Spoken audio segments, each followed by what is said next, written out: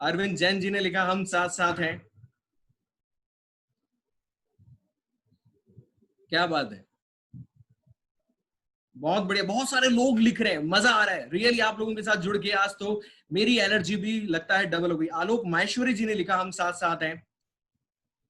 मुझे लगता है बहुत सारे लोग आज हमारे साथ जुड़ चुके हैं जो लिख रहे हैं कि हम साथ साथ हैं।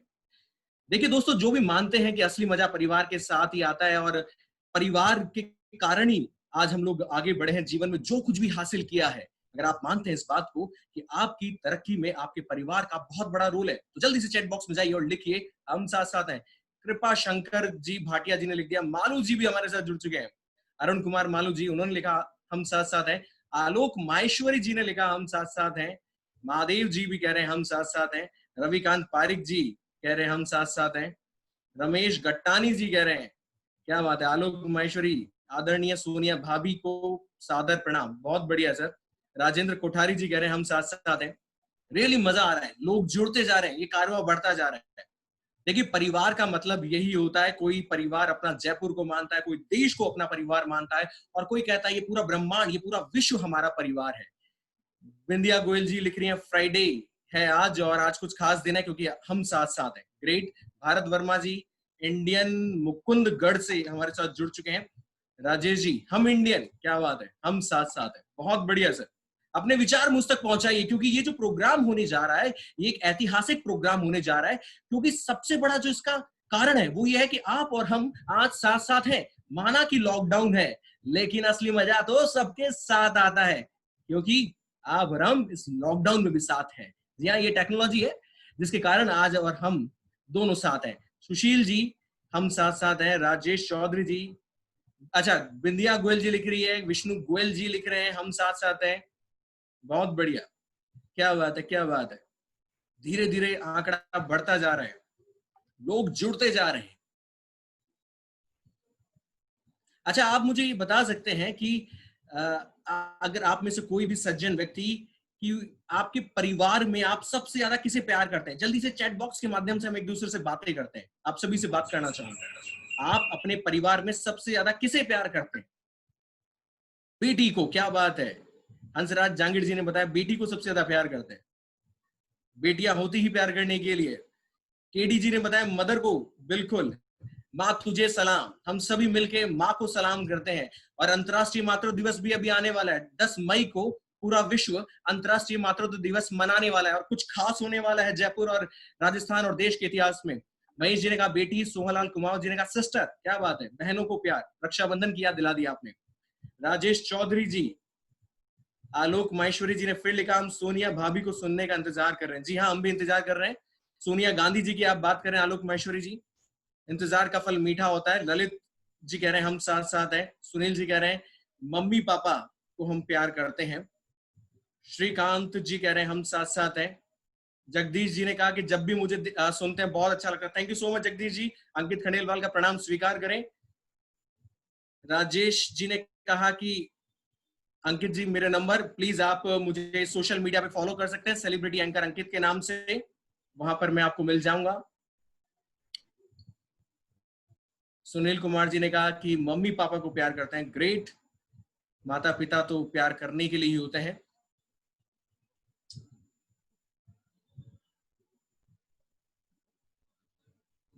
दिलखुश जैन जी ने कहा हम साथ साथ हैं। Stay home, stay safe. Vahiti ji हमारे साथ जुड़ चुके हैं, स्वागत अभिनंदन वाहिती जी आपका इस कार्यक्रम में।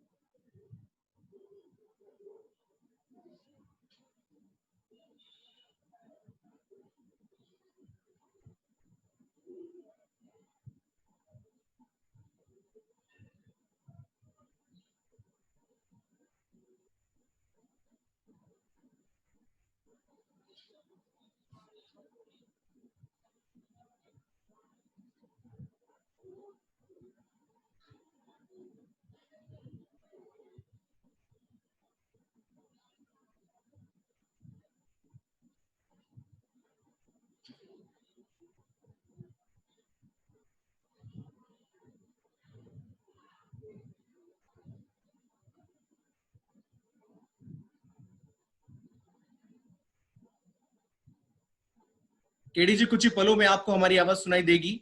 कुछ ही पलों में सोनिया जी हमारे साथ जुड़ने वाली है। Sonia Maheshwari ji, motivational trainer and life coach.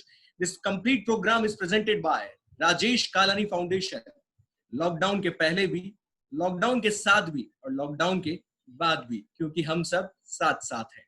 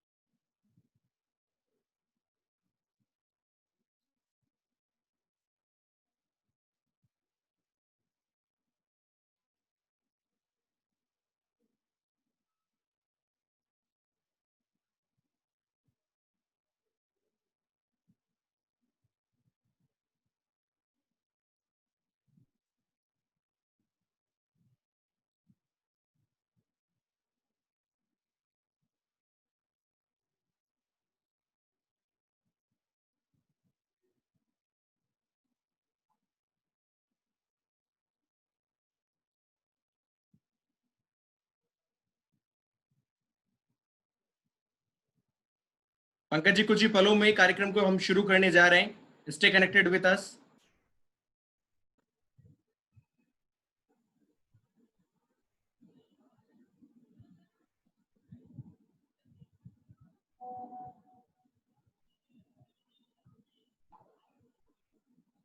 कुछ ही पलों में दीपक जी, सोनिया जी हमारे साथ जुड़ने वाली है। Stay connected with us.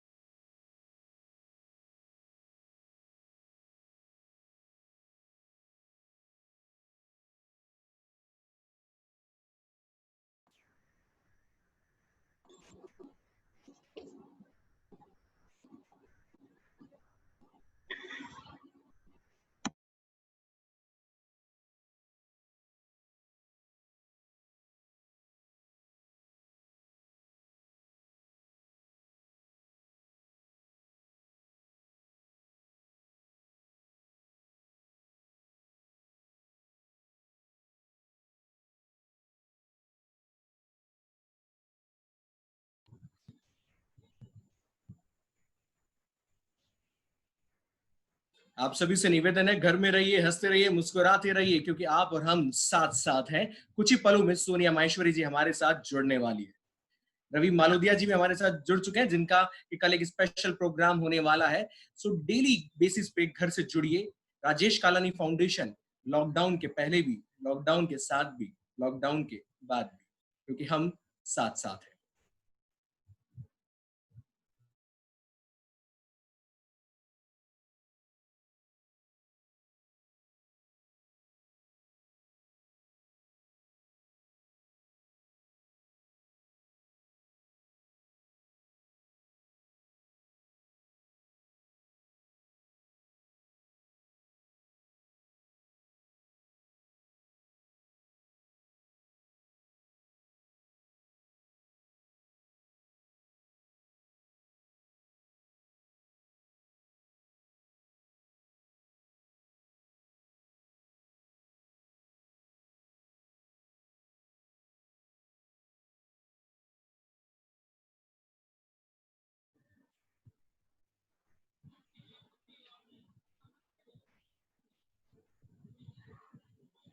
दोस्तों, एक खुशखबरी और एक खास खबर आप सभी के लिए। सी रवि मामोदिया जी हमारे साथ जुड़ चुके हैं, और सी रवि मामोदिया जी का एक स्पेशल सेशन कल होने वाला है आप सभी के लिए। तो ज्वाइन करें tomorrow session with C Ravi Mamodiya ji at sharp 4:25 PM। जी हाँ, कल 2 मई शनिवार को सी रवि मामोदिया जी आप सभी से रूबरू होने के लिए जूम मीटिंग में आने वाले हैं। तो हो जाइए तैयार। कुछ ही पलों में आज के कार्यक्रम में सोनिया जी हमारे साथ जुड़ने वाली है, motivational trainer and life coach. Ravi Rela ji हमारे साथ जुड़ चुके हैं कुछ ही पलों में। रवि जी, सोनिया जी हमारे साथ जुड़ने वाली है। थैंक यू सो मच इस कार्यक्रम के लिए अपनी बधाई देने के लिए।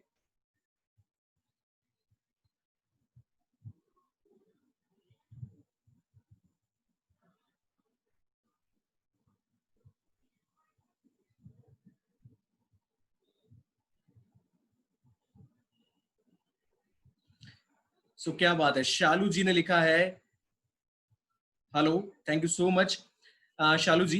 दोस्तों, चलिए कुछ बातचीत करते हैं आप लोगों के साथ में। लॉकडाउन का समय है। लॉकडाउन के समय में मुझे एक खास बात आप बताएं कि किस तरह के प्रोग्राम आप देखना चाहते हैं।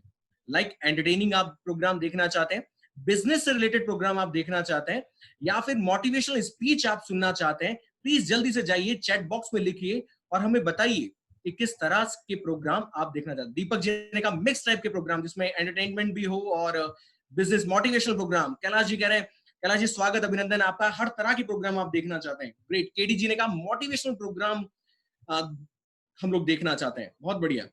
बायती जी कह रहे हैं मोटिवेशनल प्रोग्राम, मोटिवेशनल प्रोग्राम। शालू जी कह रही है ऑल टाइप ऑफ प्रोग्राम। अच्छा, कितने लोग एंटरटेनमेंट प्रोग्राम भी देखना चाहते हैं? प्लीज आप एंटरटेनमेंट भी लिखिए। मिक्स। अनीता अजमेरा जी कह रही है mix entertainment. Yes, entertainment programs, great great. Motivational plus entertainment होना चाहिए। All type of entertainment program, great. Entertainment, motivational, दोनों का मिक्स, ग्रेट। रवि रुला जी कह रहे हैं टेंशन फ्री करने वाले motivational entertainment should be mix, great. दिल खुश, चलिए ग्रेट ग्रेट।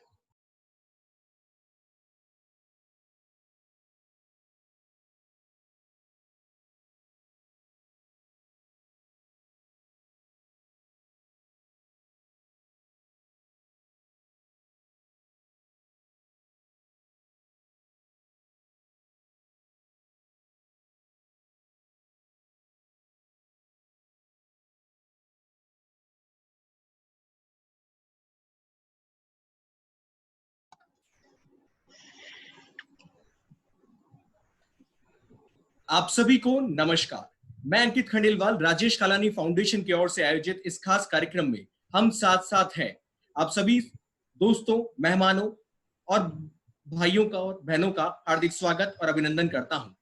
जी हाँ दोस्तों, आप जानते हैं राजेश कालानी फाउंडेशन एक ऐसा फाउंडेशन है जो लास्ट 8 सालों से लोगों की सेवा करता आ रहा है।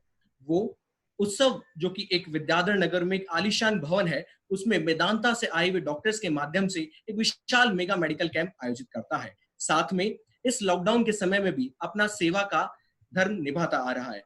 कुछ दिनों पहले मुख्यमंत्री अशोक गहलोत जी से प्रेरणा लेकर उन्होंने मास्क और सैनिटाइजर और विभिन्न प्रकार के पीपी किट, गायों के लिए चारा और आदि विभिन्न प्रकार के सेवा कार्य कर अपने सेवा धर्म का निर्वहन किया है। और इस कड़ी में आज का ये जो खास सेमिनार है वो आप सभी के लिए आयोजित किया है। जी हाँ दोस्तों, कहते भी यही है ना कि परिवार प्रेम, विश्वास और समर्पण की एक अनजानी डोर से बंधा होता है, जिसको संभालने की जिम्मेदारी परिवार के प्रत्येक सदस्य की है। एक ने कही, दूजे ने मानी, तभी तो बनती है अनूठी कहानी। आइए आज के बदलते परिवेश में पारिवारिक रिश्तों को एक नई सोच दें। आज की जो मुख्य वक्ता है Sonia Maheshwari ji, motivational trainer and life coach का हम हार्दिक स्वागत और अभिनंदन करते हैं और सभी खास मेहमानों का पुनः स्वागत। इस कड़ी को आगे बढ़ाने के लिए मैं आमंत्रित करता हूं डॉटर इन लॉ सीए श्रुति को। जय श्री कृष्णा। राजेश कालानी फाउंडेशन परिवार की ओर से मैं श्रुति कालानी आप सभी आमंत्रितों का हार्दिक अभिनंदन करती हूँ। इस लॉकडाउन के समय को उपयोगी बनाने के लिए राजेश कालानी फाउंडेशन ने कई सारे वेबिनार्स का संचालन किया है। आज के वेबिनार का उद्देश्य है पारिवारिक रिश्तों में प्रेम, विश्वास और समर्पण की भावना रखना। और इसी विषय पे आज हमें संबोधित करने आ रही हैं सोनिया जी माहेश्वरी। हमारी आज की वक्ता सोनिया जी माहेश्वरी एक मोटिवेशनल ट्रेनर एवं लाइफ कोच है। सोनिया जी जॉइंट कमीशन इंटरनेशनल, जो कि यूएसए की संस्था है, उसकी नेशनल ट्रेनर है। सोनिया जी एक practitioning motivator and soft skill trainer है। इनकी ऑर्गेनाइजेशन का नाम सिंपल सॉल्यूशन है, जो कि जयपुर बेस्ड है।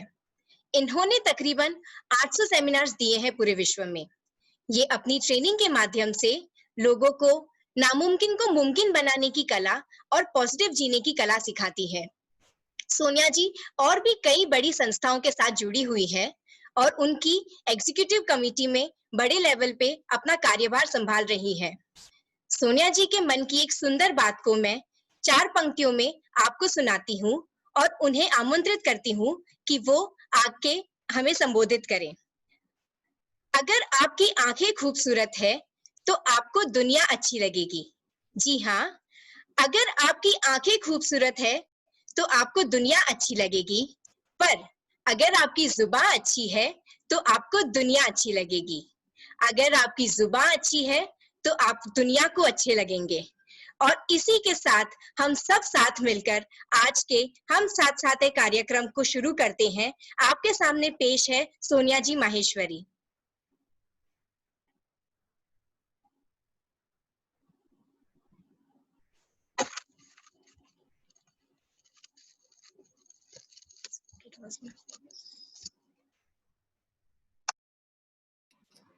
I'll resume, no?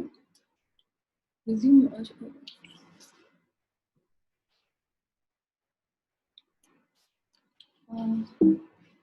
आवाज आ रही है श्रुति मेरी?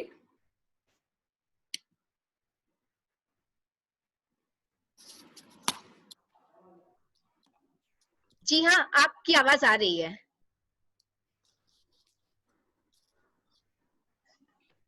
Thank you so much for that wonderful introduction, Shruti. Thank you so much.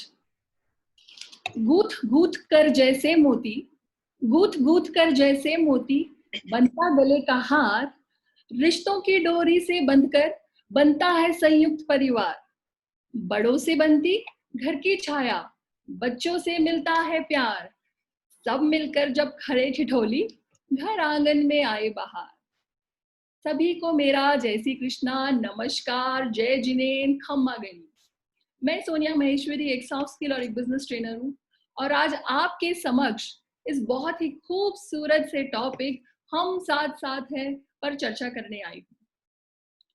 हम साथ साथ हैं, इस शब्द में कितना प्यार और कितना अपनत्व है, इसके बारे में हम लिखते वक्त भी हम महसूस कर रहे थे। अभी मैंने देखा कि चैट बॉक्स में जैसे ही अंकित ने सबसे कहा कि आप लिखिए, तो सबने बड़े ही प्यार से जल्दी से ये 4 शब्द कहे, हम साथ साथ हैं।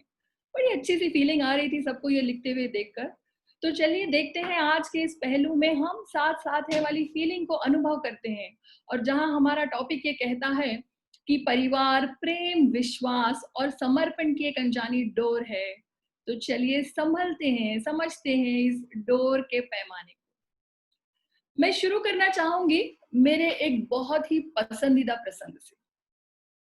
एक बार की बात है, एक हिंदुस्तानी, एक चीनी, एक ब्रिटिशर और एक अमेरिकन एक गांव में एक बड़े प्रोजेक्ट की प्लानिंग के लिए जा रहे होते हैं।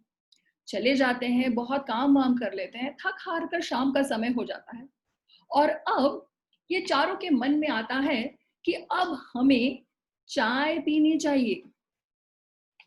सोचिए कि अब हमें चाय पीनी चाहिए, ऐसा इनके मन में आता है। अब उस गांव में भला उनको चाय का कैफे तो नहीं होता वहां पर। बड़े पूछताछ करके यहाँ वहां से उन्हें पता चला कि भाई यहाँ एक ईरानी चाय नाम की दुकान है। बस उस दुकान की खास बात यह है कि चाय वहां अद्भुत मिलती है, सोच के परे मिलती है। पर बस एक ही खामी है कि वहां गंदगी बहुत होती है। और वो ब्रिटिश अमेरिकन भले ही नाक सिकुड़ते, पर ऑप्शन तो कोई था नहीं उनके पास। तब उन्होंने सोचा कि भाई अब जैसी भी है चाय तो हम ईरानी चाय ही पी। चारों जाते हैं, बड़े आराम से बैठते हैं वहां पर और अपने लिए 4 चाय ऑर्डर करते हैं। अब देखिए, जो होना नहीं था वो हुआ। अब गंदगी तो थी वहां पर। वेटर को चाय कही, वेटर चाय लेकर आया। आप सोच सकते हैं कि उस समय जब वेटर चाय लेकर आया तो क्या हुआ। अंदाजा लगा रहे हैं? मैं बताती हूँ। उन चारों कप में जो वेटर लेकर आया, हर कप में एक मक्खी गिरी हुई थी। अब बताइए भला कि चाय के कप में अगर मक्खी गिरी हुई मिल जाए तो इंसान को कैसा लगेगा। और एक बार तो बुरा लगेगा ही। पर अब समझते हैं कि इन चारों लोगों ने उस बात पर कैसे रिएक्ट किया। अब ब्रिटिशर, भाई वो तो अपने तानाशाही में पहले ही मशहूर है। ब्रिटिशर ने कहा, ये क्या है, आपने मेरे चाय के कप में मक्खी कैसे डाल दी। वेटर देखता रहा, कुछ बोला नहीं। अमेरिकन आया। अमेरिकन ने कहा, excuse me, there is a fly in my cup. मेरे चाय के कप में एक मक्खी है, can you please change it. क्या आप इसे चेंज कर सकते हैं। अब इंडियन की बारी आई। अंदाजा लगा लिया आपने कि इंडियन ने क्या किया होगा। इंडियन ने कुछ नहीं किया, केवल चम्मच से मक्खी को बाहर निकाल गिराया और आराम से चाय फरमा ली।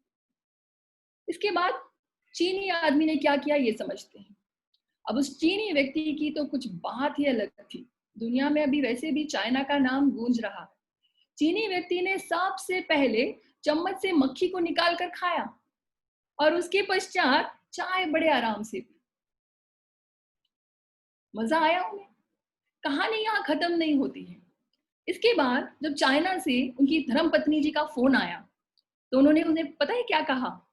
वो उन्हें ये समझाते हैं कि आपको पता है भारत देश अद्भुत है, यहाँ पर लोग चाय भी पिलाते हैं और साथ में उसके अंदर स्नैक्स भी डाल कर देते हैं। सोच की बात। 4 व्यक्ति, 4 अलग अलग सोच। बात करने की ये है, आज हम अपनी पहली बात का मुद्दा उठाते हैं कि हर व्यक्ति अपने आप में एक अलग ही है। कहने का मतलब कि उसकी खूबी उसके जैसा दुनिया में कोई नहीं। हर व्यक्ति, चाहे वो एक ही घर का हो, मान लीजिए 2 भाई है, राम और लक्ष्मण, उनमें भी कोई समानता नहीं है। 2 बहनें हैं, उनके भी विचार अलग होते हैं। हमारे घरों में अभी हाल फिलहाल हम जब खाने की बात करते हैं, रोज सुबह शाम एक मुद्दा होता है कि क्या खाना बनना है। कोई बड़ी मंगोड़ी कहता है, या फिर कोई कहता है तोरी टिंडा, या फिर कोई कहता है केर सांगरी, तो फिर कोई कहता है आलू के दही के झोल की सब्जी। हाँ ना, सबकी सोच अलग, सबकी फरमाइश अलग। वैसे ही हर व्यक्ति विशेष की अगर हम बात करें तो सभी के अपने सद्गुण हैं, सभी की अपनी कमजोरी है, सभी के अपने व्यक्तिगत लक्षण और एक व्यक्तित्व की बात निराली है। तो बात समझने की ये है कि हर व्यक्ति अगर अलग है तो उसके सोचने का तरीका भी अलग है। उसके दिमाग में हर तरह के विचार आ रहे होंगे। तो अभी आजकल जो ज्यादातर देखने आ रहा है, अब हम बात करते हैं आजकल के लॉकडाउन के समय की। अभी मैंने हाल ही में थोड़े दिन पहले अखबार में एक बड़ी मजेदार सी खबर पढ़ी कि पति पत्नी में लूडो खेलते समय लड़ाई हुई और मामला पुलिस स्टेशन तक जा पहुंचा। अब बताइए, एक छोटा सा खेल पर मामला पुलिस स्टेशन तक जा रहा है। अब कौन सही कौन गलत, अब ये बात तो हमेशा रही है, पर बात यह है समझने की कि इन दोनों में सामंजस्य कैसे बिठाया जाए। इन सामंजस्य समझाने के लिए इम्पॉर्टेंट में आज एक सबसे बड़ी बात, जिसे हम कहते हैं म्यूचुअल रिस्पेक्ट, इस पर बात करने वाली हूँ। एक अच्छे रिश्ते की सबसे बड़ी नींव है म्यूचुअल रिस्पेक्ट। म्यूचुअल रिस्पेक्ट अगर हमारे पास है तो हम अपने रिश्ते में बहुत सारा प्यार, हम इस रिश्ते में एक अलग ही चीज महसूस कर सकते हैं, हमें इस रिश्ते की एक अलग ही पहचान लगती है। तो बात ऐसी है कि मेरे एक स्टूडेंट का एक दिन मेरे पास फोन आया और मेरी स्टूडेंट ने कहा कि मैम आपके साथ एक अलग ही बात शेयर करनी है, एक अलग ही बात शेयर करनी है। आप सोचेंगे कि क्या हुआ। उसने मुझे कहा कि मैम मेरे साथ मेरे जीवन में एक अनोखा एक्सपीरियंस हुआ। मैंने कहा बताओ। नाम था उसका साक्षी। साक्षी ने कहा कि मैम मेरे घर में लॉकडाउन के समय एक दिन ऐसा हुआ कि रात को खाना खाते वक्त एक अजीब सी बात हुई। मैंने बोला भाई आज आप इतनी पहेलियों में क्यों बातें कर रही हो, खुल के बात करो। बोले मैम लॉकडाउन का समय है, रोज इतना सारा काम होता है, हमें इतने काम करने की आदत भी नहीं है, फिर भी हम काम करके मम्मी जो है बहुत नाराज हो गई एक दिन। का स्वाभाविक बात है, हो जाता है। फिर कहा कि मम्मी ने गुस्से में आकर आज पापा को आखिरी नहीं थोड़ी ज्यादा ही आखिरी रोटी परोस दी। आखिरी रोटी समझते हैं, थोड़ी सी जलने के कगार पर, और थोड़ी ज्यादा आखिरी मतलब थोड़ी जली हुई रोटी ही परोस दी। अब बताइए कि इस जली हुई रोटी को देखकर नॉर्मल आदमी किस तरह रिएक्ट करता है। नॉर्मल आदमी का पहलू होता है कि शायद वो कुछ न कुछ बोल ही देता, पर उस दिन पिताजी ने कुछ नहीं कहा, बड़े प्यार से उसको दही चीनी के साथ वो जली रोटी भी खा ली। अब ये बात मुझे देखकर मन में कुछ हुआ, पर मैंने कुछ कहा नहीं। थोड़ी देर बाद जब हम सब टेबल से उठकर चले गए तो मैंने माँ को सुनते हुए सुना, बोलते हुए सुना। माँ ने पिताजी से कहा मैंने आज आपको जली रोटी परोस दी, मुझे माफ कर दीजिए। अब बताइए, माँ को परोसने के बाद भी इतना बुरा लग रहा है कि उसने कन्फेशन कर लिया उस चीज का। और जो पिताजी ने जवाब दिया वो अद्भुत था। उनके पिताजी ने जवाब दिया कि कोई बात नहीं, उसमें तुम इतना बुरा क्यों मान रही हो, मुझे तो जली रोटी में भी बड़ा स्वाद आता है, मुझे तो जली रोटी भी पसंद है। अब पिताजी ने ये बात तो कह दी और मैंने सुन ली। साक्षी ने कहा कि मैम रात होते होते मेरे मन में अजीब से सवाल आ रहे थे कि आज पापा ने ऐसी बात कैसे कह दी। फाइनली मुझे नींद नहीं आई तो मैंने पापा से जाकर पूछा कि क्या पापा सचमुच आपको जली रोटी पसंद है। तो पापा ने जो मुझे सिखाया उस दिन वो शायद मैं पूरी उम्र याद रखूं। मैंने कहा भाई बताओ क्या बात कही पापा ने। तो पापा ने उनके ये बात शेयर की कि जीवन में एक आध बार कोई जली रोटी से कोई फर्क नहीं पड़ता। आपकी माँ आज बहुत थकी हुई थी, लॉकडाउन से बाहर खाना नहीं आ सकता था, बाहर से खाना नहीं आ सकता था, फिर भी उसने सबके लिए खाना बनाया। और उसमें क्या फर्क पड़ता है कि अगर कोई थोड़ी सी रोटी जल भी गई तो। बात समझने की ये है कि हमारे लिए, अब मैं जो हूँ मैं भी एक इम्परफेक्ट हूँ, मैं कोई सर्वगुण संपन्न नहीं हूँ। वो तो खाना बनाकर खिला रही है, मैं तो खाना बनाकर भी नहीं खिला सकता। तो हमें आज इस बात को समझना बहुत जरूरी है कि हमारे रिश्तों में अगर एक म्यूचुअल रिस्पेक्ट नाम की चीज आ जाए तो जीवन जीना बहुत ही अच्छा हो जाए, रिश्तों में मिठास अलग ही हो जाए। याद रखिए जो हम देते हैं वही हम पाते हैं। म्यूचुअल रिस्पेक्ट एक ऐसी नींव है, हम अगर सामने वाले को रिस्पेक्ट देंगे हमारे पास रिस्पेक्ट यकीनन वापस आने वाला है। दलाई लामा ने भी कहा है कि mutual respect is the foundation of genuine harmony. का मतलब मैं आपका सम्मान करती हूँ और आप भी मेरा सम्मान करते हैं। बात बड़ी अच्छी लगी। अब सभी लोग इस लॉकडाउन के पीरियड में अलग अलग अनुभव ले रहे हैं, जो हमने आज से पहले कभी अनुभव नहीं किया वो अनुभव हमें आ रहे हैं। अब इनफैक्ट अगर कुछ मेरे फ्रेंड्स से बात होती है तो मेरे फ्रेंड्स कहते हैं यार पुराने दिन याद आ रहे हैं, अब तो इतना समय बीत गया कि याद आ रहा है कि अगर इस समय हमारे बच्चे स्कूल जा रहे होते तो हमारे क्या हालात होते। कहने का मतलब कि इस वक्त सुबह सुबह जल्दी वही रूटीन होता, बच्चे स्कूल जा रहे होते, हम ऑफिस जा रहे होते और क्या क्या नहीं। तो आइए चलिए मैं आपको इस बात के लिए एक जगह, एक ऐसे घर में ले जाने वाली हूँ जो कि एक न्यूक्लियर फैमिली है। Nuclear family. Sonia ji, sorry to interrupt, क्या प्लीज आप थोड़ी वॉल्यूम बढ़ा सकते हैं? Sure, I will do that. Thank you.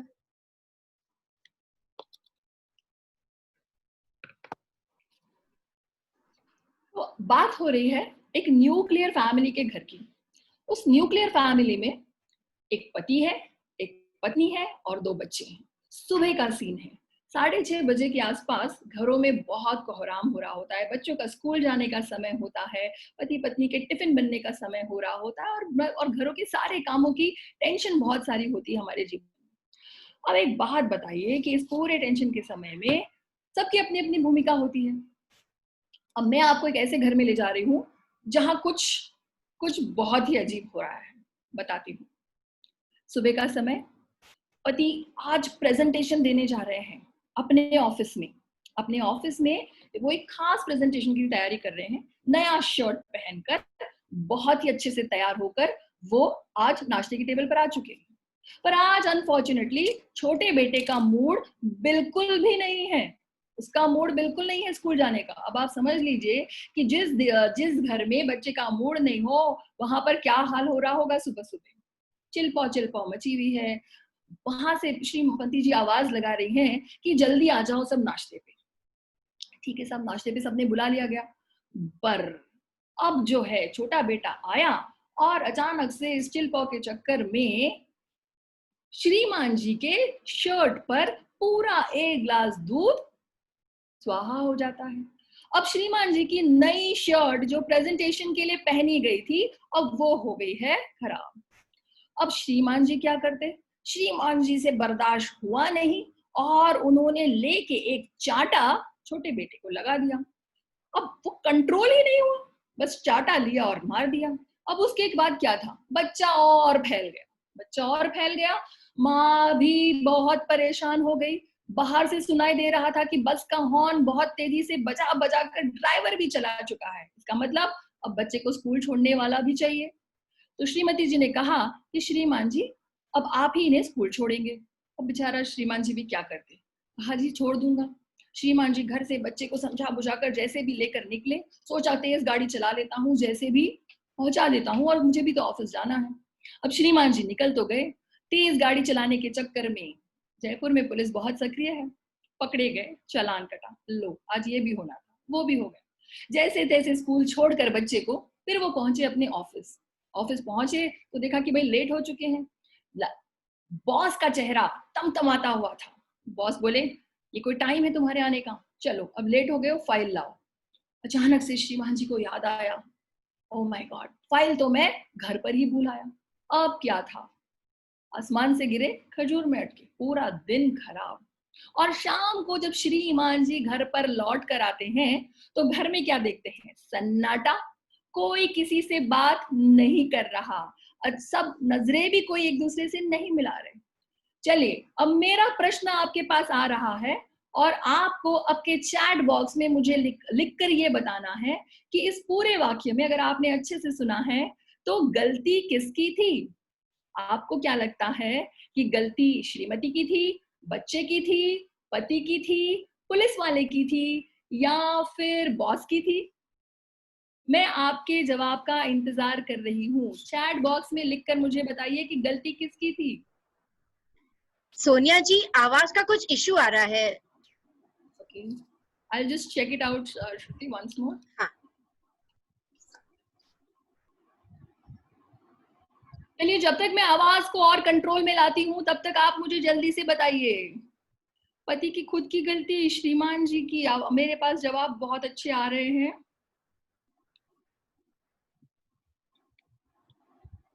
बहुत अच्छे लोग मेरे साथ जुड़े हुए हैं, फटाफट अपनी गलतियां समझ रहे हैं।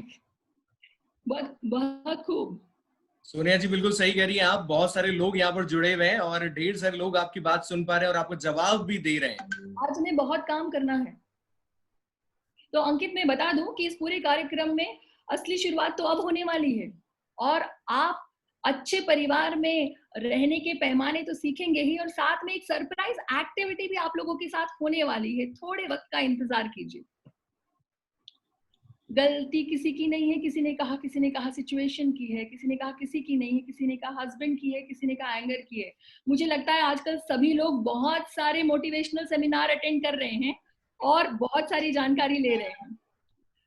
तो भाई साहब, अब बात समझिए कि घर में रोज ऐसे किस्से होते हैं, रोज एक तू मैं हो ही जाती है। कहते हैं ना, जहां प्यार होता है वहां तकरार तो होता ही है। पर अब इस बात पे जब हम बात कर रहे हैं बात और तकरार की, तो हम किस तरीके से रिएक्ट करते हैं? हमारा जो बात करने का तरीका है, जब भी हमसे कोई पूछता है तो हम क्या करते हैं? हम रिएक्ट करते हैं, हम रिस्पॉन्ड नहीं करते।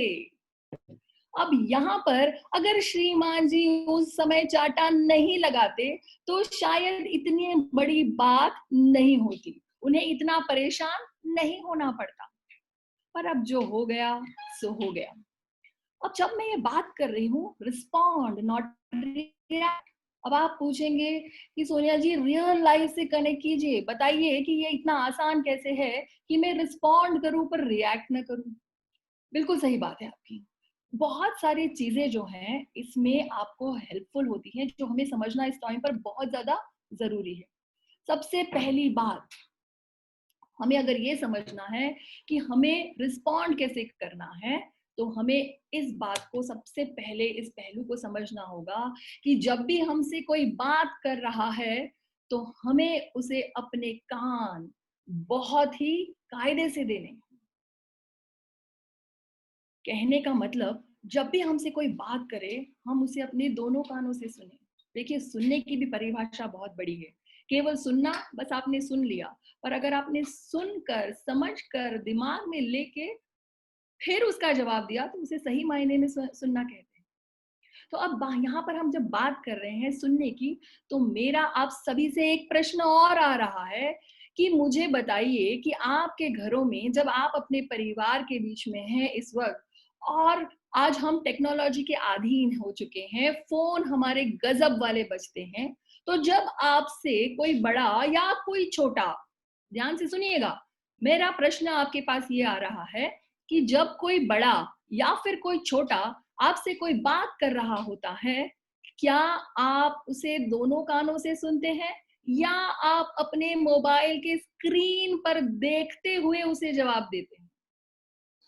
मैं दोबारा प्रश्न पूछूंगी। ऐसा हो सकता है कि आप मोबाइल पर नहीं है, वो बात अलग है, पर अगर आपके हाथ में मोबाइल है तो क्या आप सामने वाले को मोबाइल की स्क्रीन पर देखते हुए अपना जवाब देते हैं? I am waiting for your answers. सच्चाई, देखिए सच्चाई से आपको सच बोलना पड़ेगा यहाँ पर। क्या मेरा प्रश्न क्लियर है? मैंने पूछा आपसे कि जब भी आपसे कोई बात करता है, नहीं डायरेक्ट देते हैं, बहुत खूब, बहुत अच्छी बात है अगर आप डायरेक्ट देते हैं। देखिए, कुछ बातें हम, कुछ जवाब हम लिखने के लिए लिख देते हैं, नहीं, पर वास्तविकता ये है कि हमें रियलाइज ही नहीं होता कि जब हमसे कोई कुछ पूछ रहा होता है हमारा ध्यान उनकी ओर नहीं होता। अब मैं आपसे कहूंगी कि अगर आप डायरेक्ट देते हैं तो बहुत अच्छी बात है। Listening is the most powerful form. कहने का मतलब कि सुनना एक वो इतनी खूबसूरत बात है कि हम सामने वाले को ये एहसास दिला रहे हैं कि आप मेरे जीवन में बहुत इम्पोर्टेंट है, आप वो हैं जो मेरे लिए दुनिया से ऊपर है। जब भी हम किसी को दोनों कानों से सुनते हैं, हम सामने वाले को ये अनुभूति अगर कराते हैं तो उसे भी लगता है हाँ कि आप मुझे कुछ समझते हैं, इसीलिए आप मुझे दोनों कानों से सुन रहे हैं। तो याद रखिएगा कि अगली बार अब जब भी आपको लगे कि परिवार में कोई बहुत अहम मुद्दे की बात हो रही है तो दोनों कानों से जरूर सुनिएगा। अब हम जब बात कर रहे हैं लिसनिंग की, तो लिसनिंग के साथ साथ ये माना जाता है कि परिवार में एक अच्छा सामंजस्य बिठाने के लिए हम जिस तरीके से बात करते हैं वो बहुत ही इम्पोर्टेंट है। कहने का मतलब कि हमारे शब्द जो हैं वो ये डिसाइड करते हैं कि हमारा व्यक्तित्व कैसा है। कहते हैं ना, एक बहुत ही बड़े अमेरिकन लाइफ कोच हैं, उनका ये कहना है कि आपका कम्युनिकेशन आपकी पर्सनालिटी को डायरेक्टली प्रोपोर्शनल होता है। जिन शब्दों का आप चयन कर रहे हैं, इससे पता चलता है कि आपका व्यक्तित्व कैसा है। जिस टोन में आप संवाद डिलीवर करते हैं, इससे पता चलता है कि आप सामने वाले को कितना रिस्पेक्ट करते हैं। और मोस्ट इम्पोर्टेंटली आपके हाव भाव, आपकी बॉडी लैंग्वेज, जब आप किसी से बात कर रहे हैं तो क्या आप पूर्ण तरह उसकी तरफ झुकाव करके बात कर रहे हैं। मैं आज आपको एक बहुत राज की बात बताती हूँ।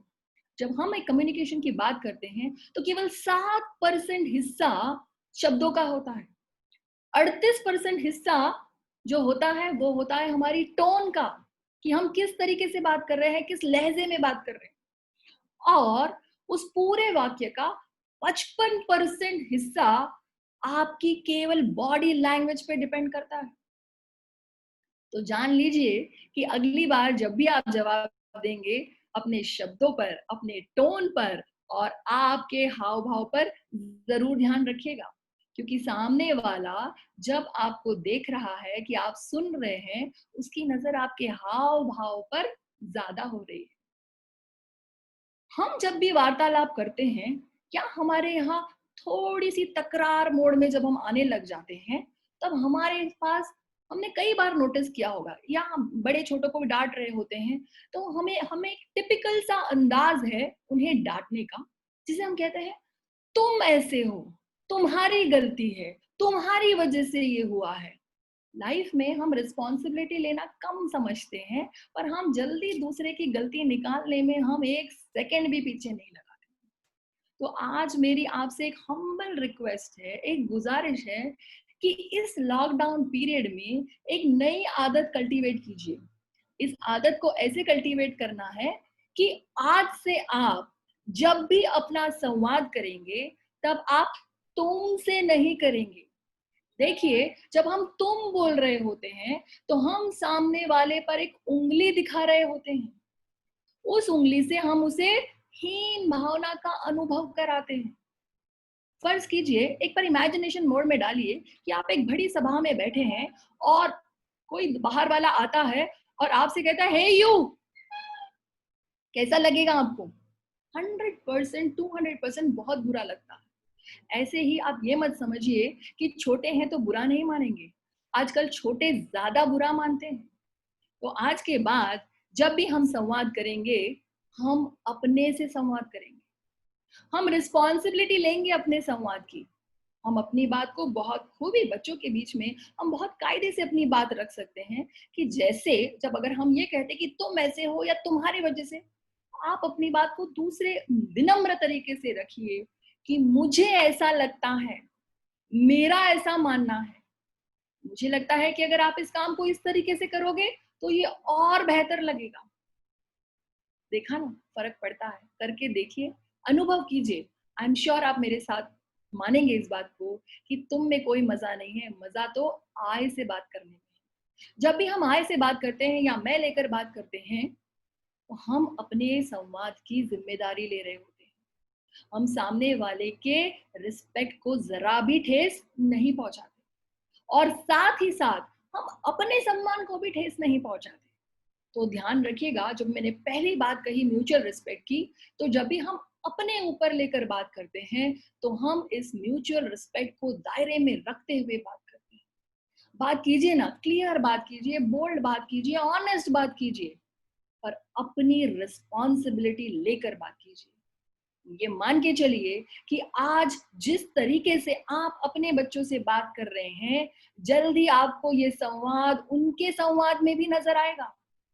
और यकीन मानिए, जिस दिन आपके बच्चे इस तरह से बोलना सीख जाएंगे, आपसे ज्यादा प्रसन्न कोई इंसान नहीं होगा। गुमान होगा आपको अपनी परवरिश पर। चलिए एक नई शुरुआत करते हैं, एक नई बात से करते हैं। अब हम इस बात पे, हम जब वापस आते हैं एक बार इस बात पर कि जब हमने शुरू की भाई हम तुम से अब मैं पर तो आ गए, पर यहाँ एक समझने वाली बात और है कि अब जैसे मान लीजिए लॉकडाउन की बात करते हैं, 100 सालों में किसी ने भी ये नहीं सोचा होगा कि ऐसा समय आएगा कि सब लोग अपने अपने घरों में बंद हो जाएंगे। 24 तारीख की रात से ये लॉकडाउन डिक्लेयर हो गया, किसी के बस में था? नहीं था। तो लाइफ में जो है एक 90-10 प्रिंसिपल काम करता है। 10% चीजें आपके कंट्रोल में नहीं होती, पर वो 90% चीजें जरूर आपके कंट्रोल में होती है। कहने का मतलब कि 10% तो जो भगवान को करना था या जो होना था, कोरोना आना था, आ गया, ये हमारे बस में नहीं। पर अब हम कंट्रोल कैसे करते हैं अपने आप को, हम अपने आप को कैसे कंट्रोल करते हैं या हम ऐसी चीजों पर कैसे रिस्पॉन्ड करते हैं, ये हमारे हाथ।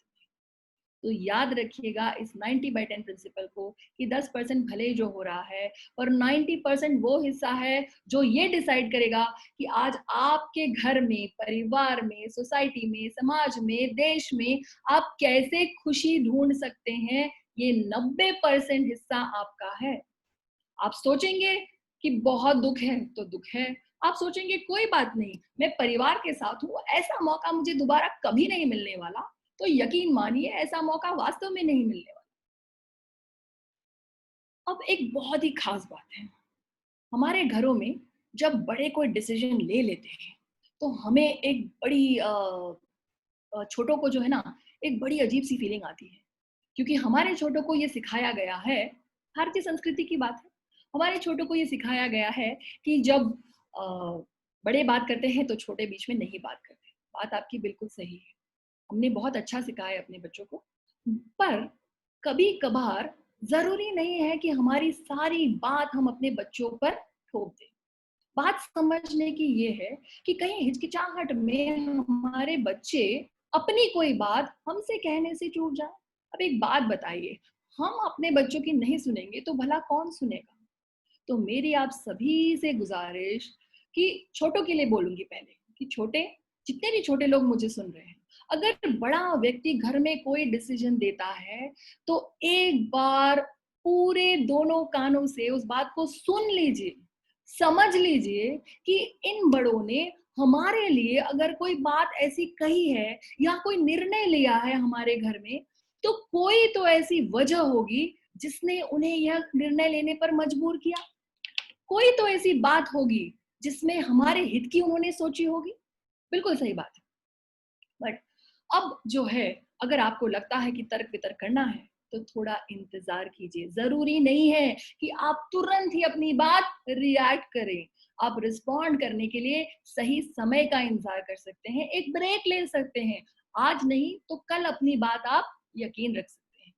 और बड़ों से भी मेरी गुजारिश कि बच्चे अगर कोई बात रखे तो उन्हें भी एक मौका दीजिए अपनी बात रखने का और समझाने का।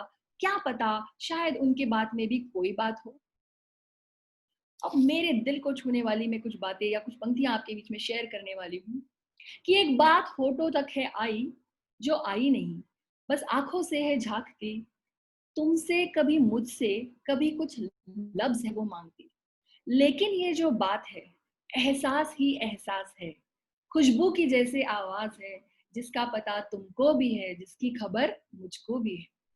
हमारे जीवन में कई बार ऐसा होता है कि कुछ बातें अनकही होती हैं, श्रीमान जी की इच्छाएं श्रीमती जी अपने आप समझ लेती हैं, बिना कहे वो सारी बातें समझ लेती है कि आज क्या इच्छा की बात है।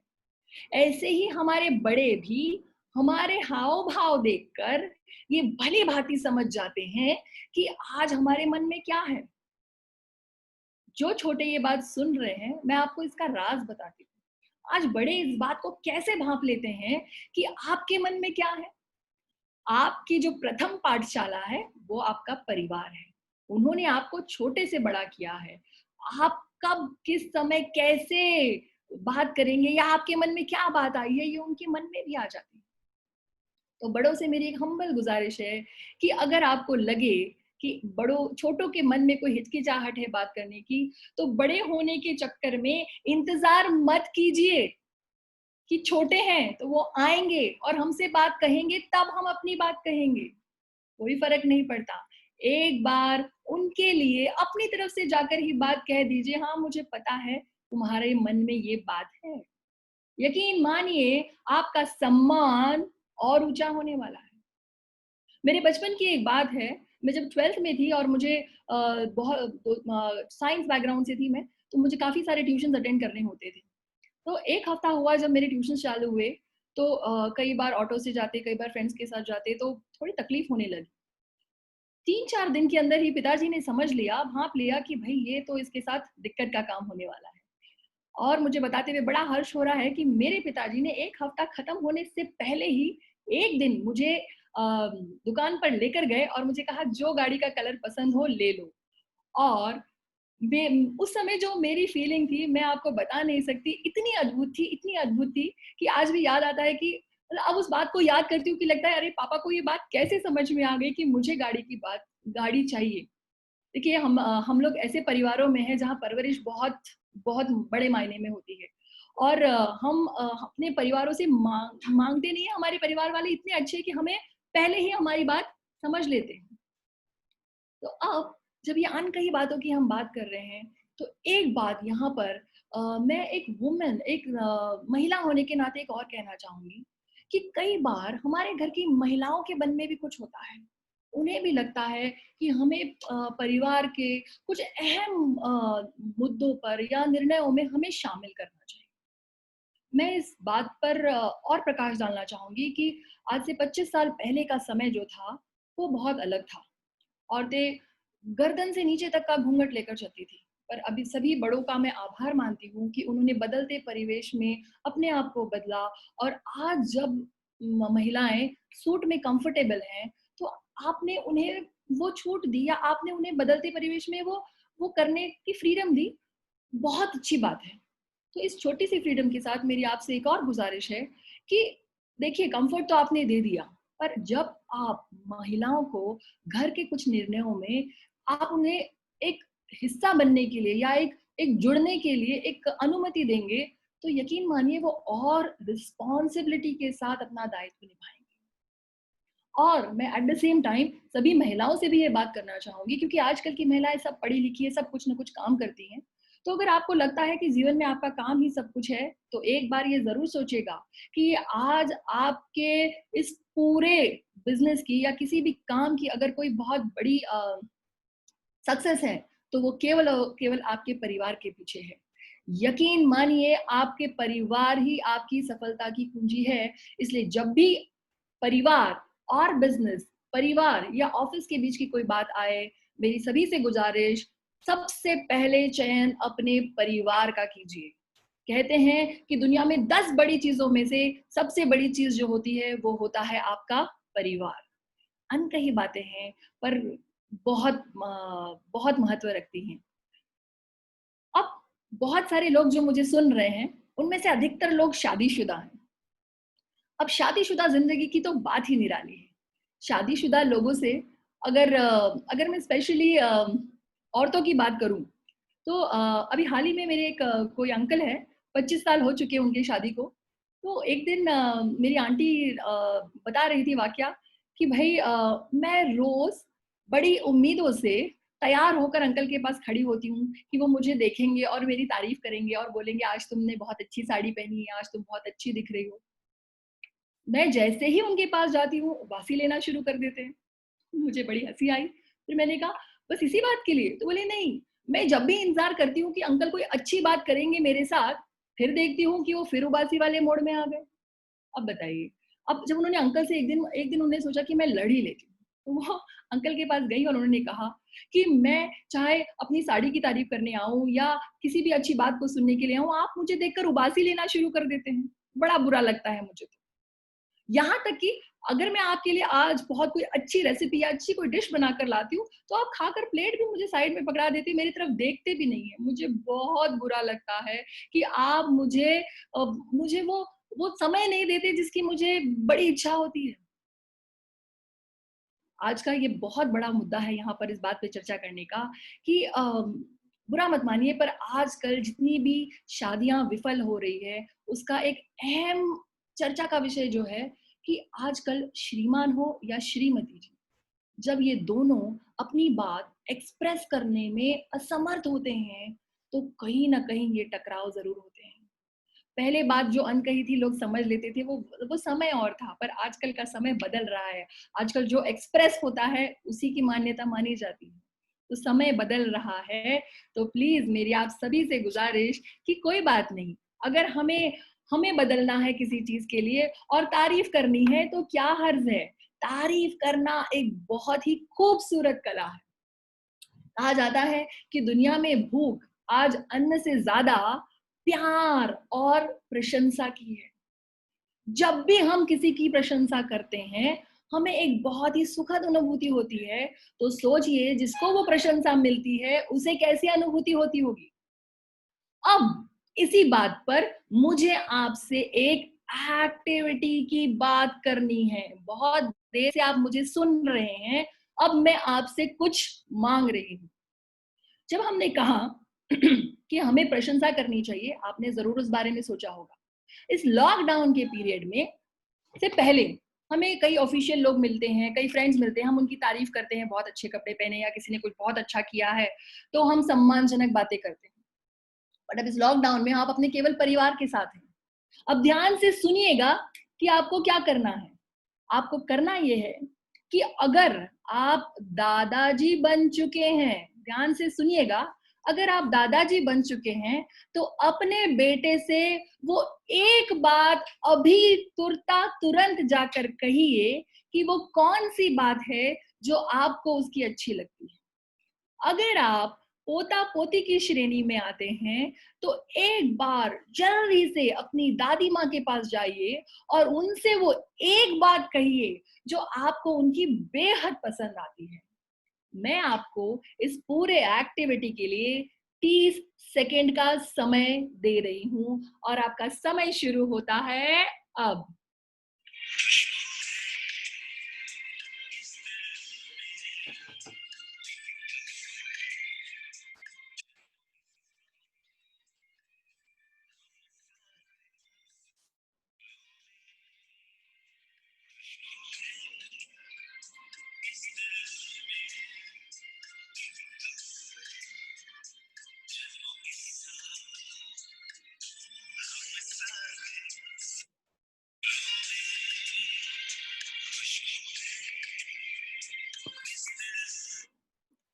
चलिए समय सीमा खत्म हो रही है।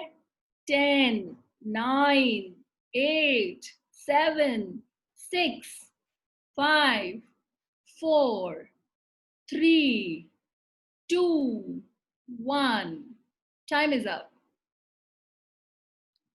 अगर आप अपने बेटे से ये बात कर चुके हैं या अगर आप अपनी दादी से ये बात कह चुके हैं तो चैट बॉक्स में मुझे जल्दी से एक अंगूठा दिखाइए।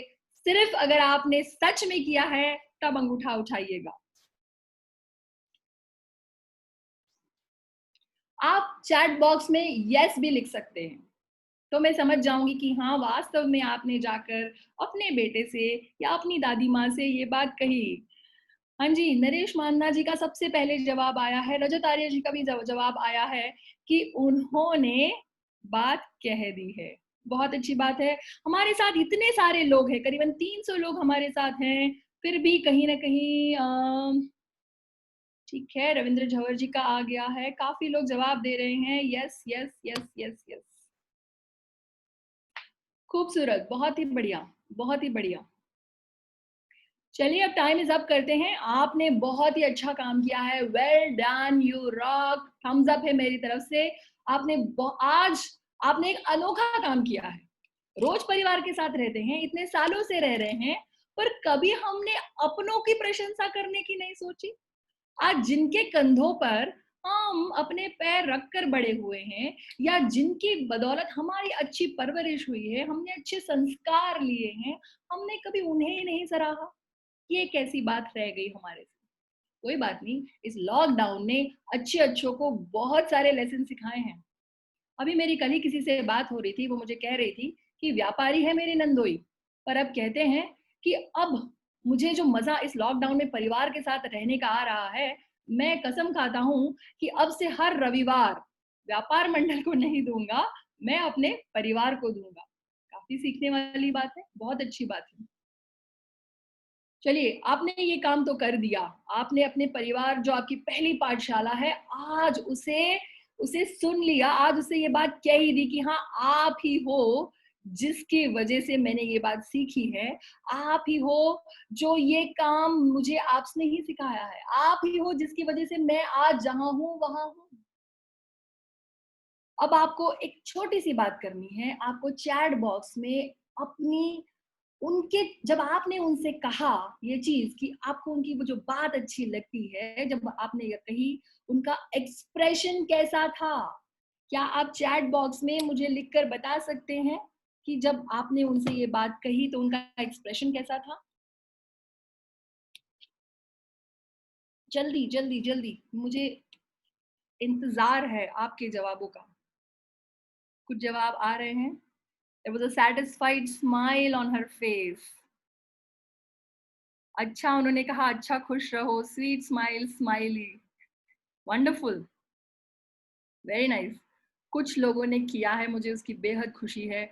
और अगर आप अपनों के रिश्तों की इस प्रेम भावना की कदर करते हैं तो आई एम श्योर आपको उस स्माइल में एक अलग ही एक अद्भुत सी फीलिंग आई होगी जो आज से पहले कभी नहीं आई। आपको आशीर्वाद मिला है।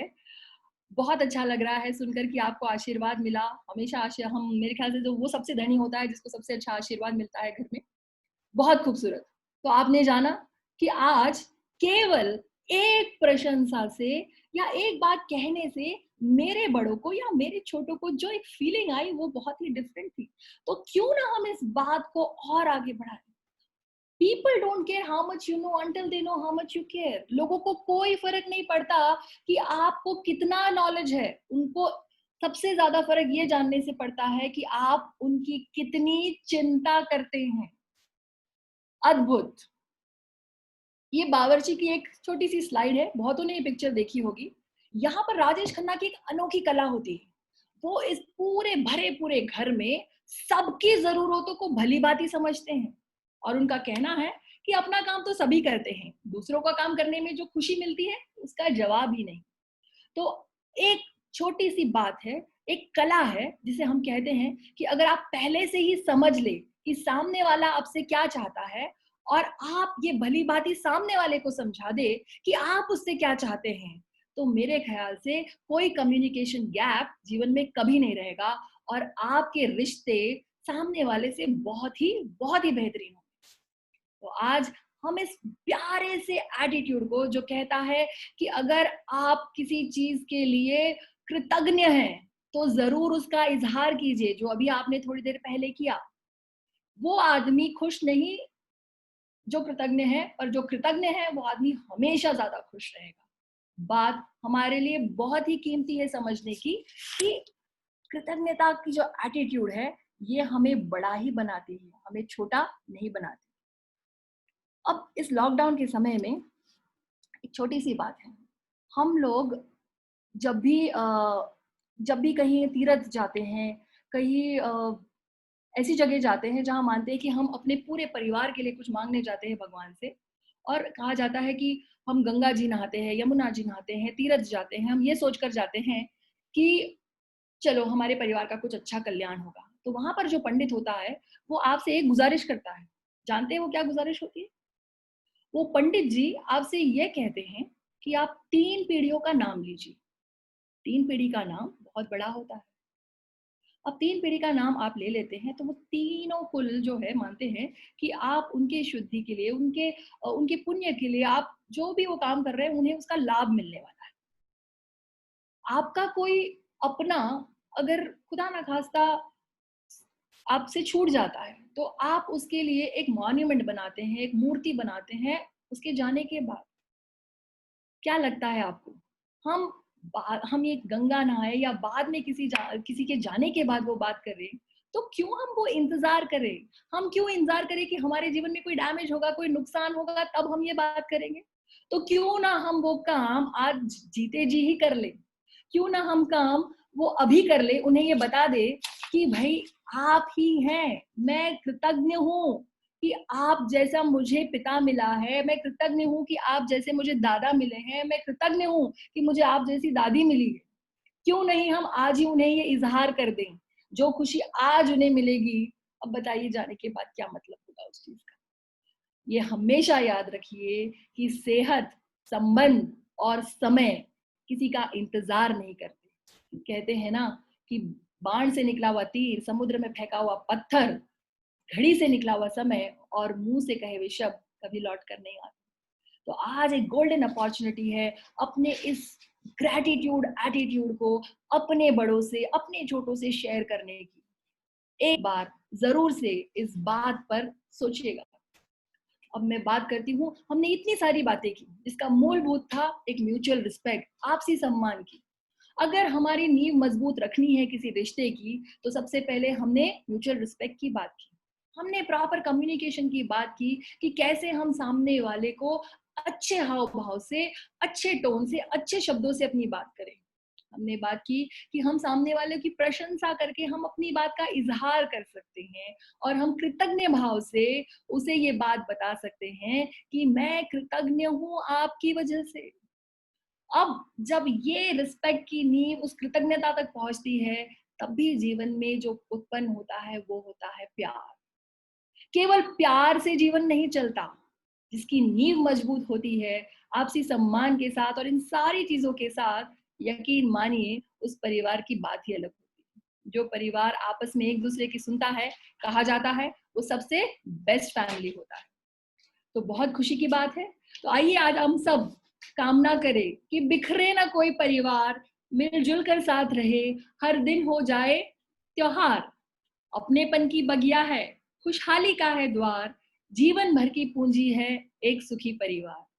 और इन्हीं बातों के साथ आज मैं कृतज्ञता दिखाना चाहती हूँ, या दिखाना भी नहीं चाहती, मैं अपनी कृतज्ञता कालानी परिवार को देना चाहती हूँ कि मैं आभारी हूँ उनका कि उन्होंने मुझे आज आपके समक्ष आकर अपनी छोटी सी बात हम साथ साथ है कहने का मौका दिया। और आप सब खुश रहे परिवार के साथ। ये समय भी चला जाएगा लॉकडाउन का, पर इस समय जो आप बहुत ही खूबसूरत मेमोरीज बना सकते हैं उसे जरूर बनाइए, जी लीजिए हर वो पल जो अभी हमारे पास है इस समय में, ताकि आने वाले पल में जब आप अपने लोगों को कहानियां किस्से बताएंगे तो बड़ी ही सुखद अनुभूति होगी आपको इनके बारे में बोलने की। अंतिम में एक छोटी सी बात और कहना चाहूंगी कि जैसा जीवन आप जीना चाहते हैं उसे अपनी कल्पना में डालिए। कहते हैं कि जो आप कल्पना करेंगे, एक दुनिया में एक लॉ प्रिवेल करता है कि जो आप कल्पना करेंगे वो यकीनन वो बात आपके साथ धीरे धीरे होते चलेगी। आप चाहते हैं कि आपका परिवार कोरोना मुक्त रहे, तो बस यही कल्पना में डालिए कि मेरा परिवार कोरोना मुक्त होने वाला है। आप चाहते हैं आपका परिवार एक श्रेष्ठ परिवार बने, कल्पना में डालिए कि मेरा परिवार श्रेष्ठ परिवार बनने। तो आपको इसी शुभकामनाओं के साथ मैं अपनी बात पर पूर्ण विराम देती हूँ। Sonia Maheshwari signing off. Thank you so much. बहुत बहुत धन्यवाद। Thank you so much Sonia Maheshwari ji, आपके इस अलौकिक और शानदार सी सेशन के लिए। रियली आपने आज समा बांध दिया और ढेर सारे लोगों ने आपके साथ इंटरेक्टिव इस सेशन को अटेंड किया। तो दोस्तों ये समय है अब क्वेश्चन आंसर सेशन का। आप सभी से निवेदन है कि आप अपने अनमोल सवाल चैट बॉक्स में लिखकर सोनिया माहेश्वरी जी से पूछ सकते हैं। जल्दी से कीजिए चैट बॉक्स को ओपन और चैट बॉक्स में लिखिए अपने मन की बात, जो सवाल आप पूछना चाहते हैं सोनिया माहेश्वरी जी से, जिसे हम इस क्वेश्चन आंसर सेशन को शुरू कर सकें। क्या बात है, राजीव कुमार जी लिख रहे हैं very very successful. Thank you so much Rajeev ji. Naresh ji लिख रहे हैं थैंक यू। दामोदर जी लिख रहे हैं happy joint family. Sudhir ji लिख रहे हैं happy joint family. Rajeev Kumar ji, sir कोई भी सवाल है आपके? ओके, एक व्यूअर ने हमसे पूछा है सोनिया जी कि परिवार में समटाइम्स ऐसा होता है कि डिस्टर्बेंसेस होते हैं और डिस्प्यूट्स होते हैं कि कोई अगर बड़ा व्यक्ति छोटे की बात नहीं मान पा रहा है, छोटा व्यक्ति बड़े की बात नहीं मान पा रहा है, तो उस जो डिस्प्यूट्स होते हैं उसको कैसे रिजॉल्व किया जाए? सोनिया जी, समटाइम्स होता है कि जनरेशन गैप होता है, उसको कैसे रिमूव किया जाए? देखिए बिल्कुल आपकी बात सही है, एक जनरेशन गैप है और हम सभी मानते हैं कि एक जनरेशन गैप का मतलब ही ये है कि नई पीढ़ी है, नई पीढ़ी की सोच अलग है। वो हमेशा पुरानी पीढ़ी को ये सोचेंगे कि ये हमारे जैसा नहीं सोचते। तो मैं आपको एक बात बता दूं, पहले हम नई पीढ़ी की बात करते हैं। नई पीढ़ी को मेरी तरफ से एक छोटी सी सलाह ये है कि अपने दिमाग में अपनी दीवारें न खड़ी करिए। कहने का मतलब कि हम अपनी वॉल्स खुद बना लेते हैं कि हम अपनी बात रखना तो चाहते हैं, पर हम ये सोचते हैं कि यार ये समझेंगे नहीं, ये मानेंगे नहीं, ये बदलना ही नहीं चाहते, ये रूढ़िवादी हैं, इनसे बोलकर कोई फायदा नहीं। ऐसा बिल्कुल भी नहीं है। आप जितना खुले विचारों से अपने बड़ों के पास जाएंगे और अपनी बात को कायदे से रखेंगे, आई एम श्योर आपके बड़ों से ज्यादा आपका कोई हितैषी दुनिया में नहीं है। छोटी सी डिस्टर्बेंस, देखिए हमने कहा प्यार, जहां प्यार होता है वहां तकरार 100% होगी, और मुझे लगता है उस तकरार के बाद होने वाला प्यार जो है ना वो और ज्यादा बढ़कर निकलता है। तो विश्वास रखिए, सभी छोटों से मेरी गुजारिश कि विश्वास रखिए कि आपके बड़े आपका कोई नुकसान नहीं चाहते, और बड़ों से मेरी गुजारिश कि बदलता समय है, पीढ़ी बदल रही है और हमें भी फ्लो के साथ चलना है। अगर मान लीजिए कि आज आपके बेटे को लगता है कि मुझे कहीं बाहर जाकर पढ़ाई करनी है, तो ऐसा नहीं है कि वो आपसे दूर जाना चाहता है, वो अपने करियर को एस्टैब्लिश करने के लिए जा रहा है, और आप अपनी परवरिश पर भरोसा रखिए कि अगर आपने उसको सही मायने में परवरिश दी है, जैसा आप चाहते हैं, वो जरूर अपने परिवार के पास आपका प्यार ही उसे वापस लेकर आने वाला है। और छोटी मोटी डिस्टर्बेंसेस से अपने आप को विचलित न कीजिए, थोड़ा पेशेंस रखिए। अगर हम बात को कोई ब्रेक दे दें, हम अपनी बात आज ना करके दोबारा कल उस विषय पर चर्चा कर ले, तो मुझे लगता है अपने दिमाग से उसका हल जरूर निकले। ग्रेट सोनिया जी, ढेर सारे सवाल हमारे पास आ रहे हैं और बहुत सारे लोग अपनी बात आप तक पहुंचाना चाहते हैं। रचना जी जानना चाहती है, how to find happiness. This is an amazing question. Definitely, एक बहुत ही प्यारा सा जवाब है इसका कि रचना जी, you can never find happiness. Happiness is a choice. Happiness is an emotion. If you feel you are happy, you are always happy. And if you feel that you are sad, you will always be sad.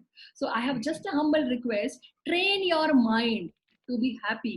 अपने दिमाग में हमेशा सात्विक विचारों को उत्पन्न करते रहिए, उन लोगों के बीच रहिए जो आपको हमेशा पॉजिटिव मोटिवेशन देते रहे। तो हैप्पीनेस कहीं ढूंढने की जरूरत नहीं है, हैप्पीनेस हमारे अंदर है, हमारे अंदर मन में ही हैप्पीनेस है। ये एक पर्सनल चॉइस की बात होती है कि हम उसको कैसे लेते हैं।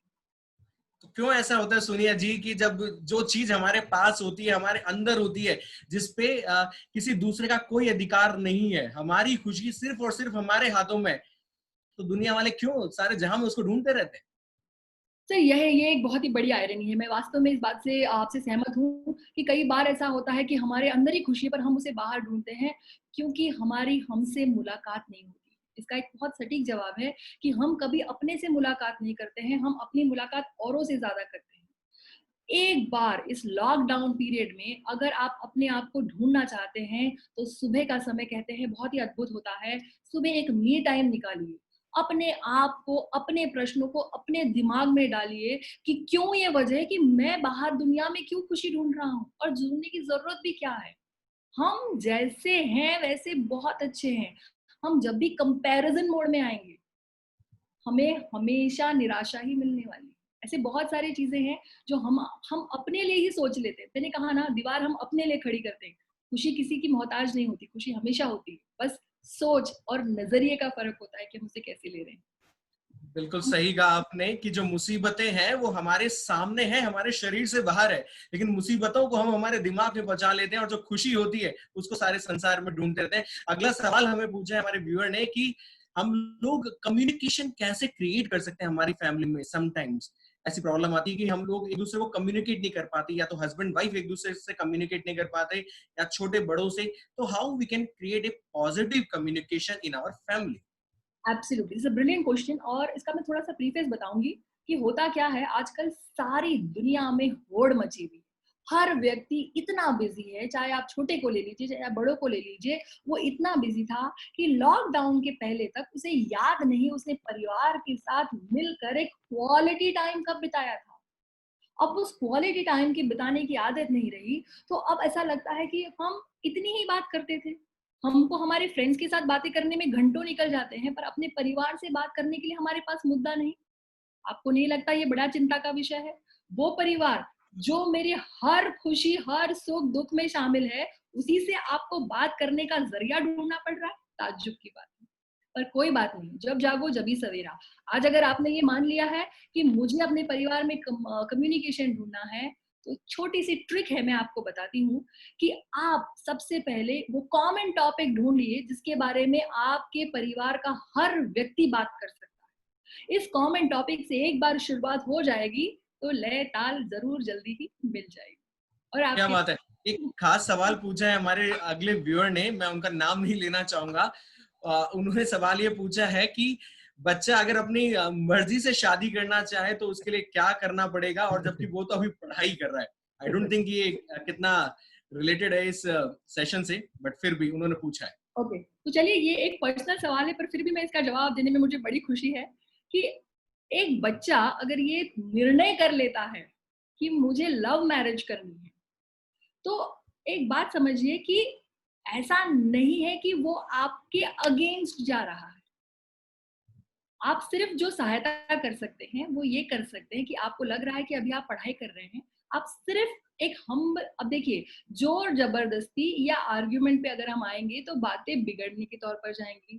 तो एक अच्छे पेरेंट बनकर मुझे लगता है सबसे अच्छी बात यह है कि आप उससे अभी ये कहें कि अभी हाल फिलहाल आप शादी करके उस रिस्पॉन्सिबिलिटी को लेने के मोड में नहीं आए हो, तो आप अभी सबसे पहले अपना ग्रेजुएशन या पोस्ट ग्रेजुएशन या जो भी आपको करना है एक बार अपने पैरों पर खड़े हो जाइए, उसके बाद हम बात करेंगे।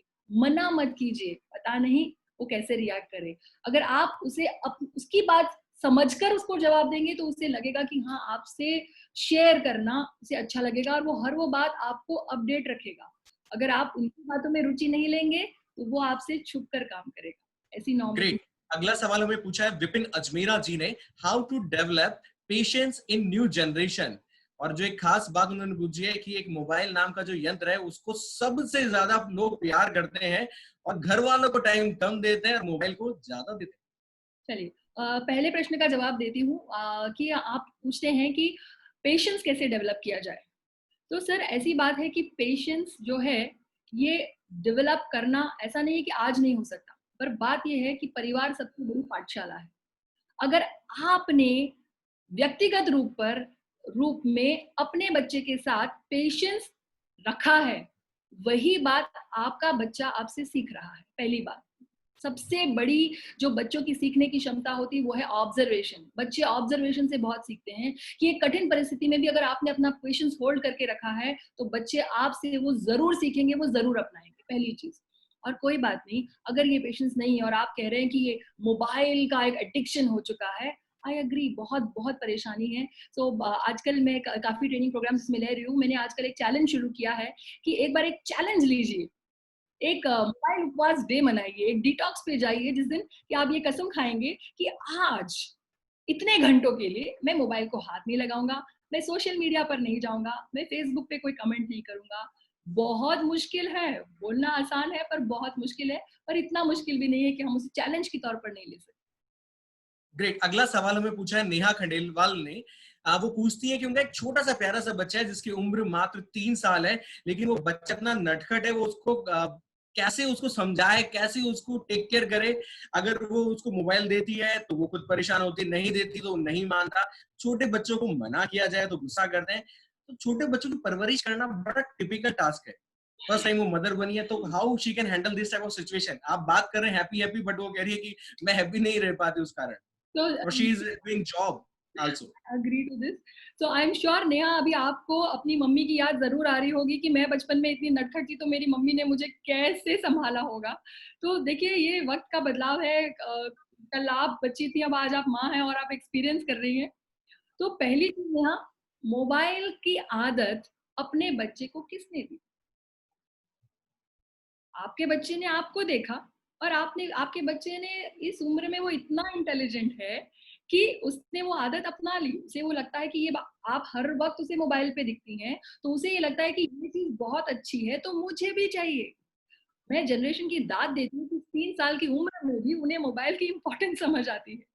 और सबसे बड़ी बात, कंट्रोल उसके नहीं करना है, कंट्रोल हमें अपने आप को करना है। आप अगर किसी चीज से दूर रहेंगे, आपका बच्चा भी यकीन मानिए उस चीज से दूर रहेगा। अब क्योंकि आदत। अगला सवाल हमें पूछा है दीक्षा पारिक जी ने। वो कहती हैं कि कैसे हम बिना किसी को लेट डाउन किए उसे उसकी गलती का एहसास दिलवा सकते हैं ताकि उन्हें बुरा भी ना लगे और काम भी हो जाए। This is a very brilliant question. मैं तारीफ करूंगी पूछने वाले की कि सामने वाले को बुरा भी नहीं लगे। अच्छा, होता क्या है, कई बार कुछ लोगों को कीड़ा करने की आदत होती है, जानबूझ के, जिसे हम कहते हैं ना, मतलब उन्हें कोई ना कोई नुस्ख निकालने की आदत होती है। और आपको अगर ऐसा लग रहा है कि कोई व्यक्ति बार बार ऐसा कर रहा है, तो एक बात समझने की जरूरत है, कोई व्यक्ति ऐसा कर रहा है तो हमें वो चीज वापस उसे उसी तरीके से लौटानी है, फिर उसमें और आप में कोई फर्क नहीं है। पहली चीज ये कि हम उस व्यक्ति में नेगेटिव देखना बंद कर दें। उस व्यक्ति में नेगेटिव के अलावा और भी पॉजिटिव चीजें होंगी जो हम देख सकते हैं। और अगर आप चाहते हैं उससे एक अच्छी रिलेशनशिप रखना, तो आप देखिए, ये बहुत स्वाभाविक सी बात है। हम आज प्रोफेशनल लाइफ की बात करते हैं, हम बिजनेस की बात करते हैं, तो हमारे पास ऐसे जरूर वो लोग होते हैं जिनसे हम, जो हमें समझ नहीं आते, पर हमारी मजबूरी होती है कि हम उनके साथ हमें रहना पड़ता है। तो यहाँ पर सिर्फ एक ही बात मैं कहना चाहूंगी, नेगेटिव्स मत ढूंढिए, पॉजिटिव ढूंढिए, और वो बात ढूंढिए जो आप दोनों में कॉमन है। अगर आप इस कॉमन टॉपिक को लेंगे तो शायद हो सकता है धीरे धीरे ये तकरार जो है अच्छे रिलेशन में। क्या बात है, धीरे धीरे ये जो तकरार है आगे बढ़ेगी और प्यार का रूप लेगी। बहुत बहुत धन्यवाद सोनिया माहेश्वरी जी। राजेश कालानी फाउंडेशन की ओर से आपका मैं आभार व्यक्त करता हूं इतने शानदार कार्यक्रम के लिए। सभी देवियों और सज्जनों को पुनः नमस्कार करता हूं, और वोट ऑफ थैंक्स के लिए अब मैं एक ऐसे व्यक्ति को बुलाना चाहता हूं जो हमारे अपने हैं और आप सभी उन्हें जानते हैं। He is a CEO of Lions club Jaipur Hawa Mahal, president of Rajasthan electronic traders association, secretary of federation of Rajasthan trade and industry, treasurer of Rajasthan Vaishya federation, ex chairman art of living Rajasthan. जी हाँ दोस्तों, ये इतने सारे लोग नहीं, ये सिर्फ एक ही व्यक्ति है, नाम है जिनका सुरेश कालानी जी। स्वागत, अभिनंदन आपके कार्यक्रम में। नमस्कार, जय श्री कृष्णा। धन्यवाद सोनिया जी, धन्यवाद रोहित। किसी ने सच कहा है कि रिश्ते बनाना इतना आसान है जैसे मिट्टी पर मिट्टी से मिट्टी लिखना, लेकिन रिश्ते निभाना उतना ही मुश्किल है जैसे पानी पर पानी से पानी लिखना। और आज आपने हम सभी को बहुत ही सरल और सहज भावों से अपने विचारों की अभिव्यक्ति दी और रिश्तों को जीवन पर्यंत संभाल कर रखने की एक नई सोच दी। हम आपके उज्जवल भविष्य की कामना करते हैं। इन भावों के साथ कि सितारों से आगे जहां और भी है, जिंदगी में आपके इम्तिहान और भी है। आप शाहीन है, अंदाज है परवान आपका, आपके आगे आसमां और भी है, आपके आगे आसमां और भी है। और धन्यवाद, धन्यवाद, थैंक यू। और धन्यवाद आप सबको। देखिए, हम प्रोग्राम मैनेज भी कर लेते, सोनिया जी आ भी जाती, लेकिन यदि आप सब नहीं आते तो शायद ये बात नहीं होती। तो साधुवाद आप सभी लिसनर्स का भी। और अब मैं नेक्स्ट 2 प्रोग्राम हम करने जा रहे हैं। एक बिजनेसमैन के लिए हैं, कल शाम को 4:30 बजे रवि मामोडिया जी का, और एक बहुत ही जबरदस्त प्रोग्राम होने जा रहा है संडे को। मेरे ख्याल से उसका सभी को इंतजार भी होगा। और वो जो प्रोग्राम है, उस शख्सियत को आप सब जानते हैं, पूरा विश्व जानता है, और इन्होंने लाइफ मैनेजमेंट गुरु है। जयपुर वाले तो उनसे बहुत ज्यादा क्लोज रहे हैं, और उनका नाम है पंडित विजय शंकर मेहता। राजेश कालानी फाउंडेशन रविवार को ठीक 11:30 बजे उनको आपके बीच में प्रस्तुत करने जा रही है, और उनका सब्जेक्ट है कि आपका जीवन लॉकडाउन के पहले, लॉकडाउन के बाद। तो पुनः मैं आप सभी का बहुत बहुत धन्यवाद करता हूं। और कल के प्रोग्राम में, जो कि कल 4:25 पर है, रवि जी का आप सब बिजनेसमैन जितने भी हो अवश्य ज्वाइन करें। और उसके बाद परसों सभी परिवार से जुड़ें, रविवार को ठीक 11:30 बजे। पुनः आप सभी का बहुत बहुत धन्यवाद। जय Shri Krishna. Thank you. Thank you. Once again thank you so much to Suresh Kalani ji, आपके इस वोट ऑफ थैंक्स के लिए। और आप सभी को मैं अंकित खंडेलवाल धन्यवाद देता हूं इस कार्यक्रम को देखने के लिए और राजेश कालानी फाउंडेशन को लाइक करने के लिए। हंसते रहिए, मुस्कुराते रहिए, घर में रहिए। Thank you so much.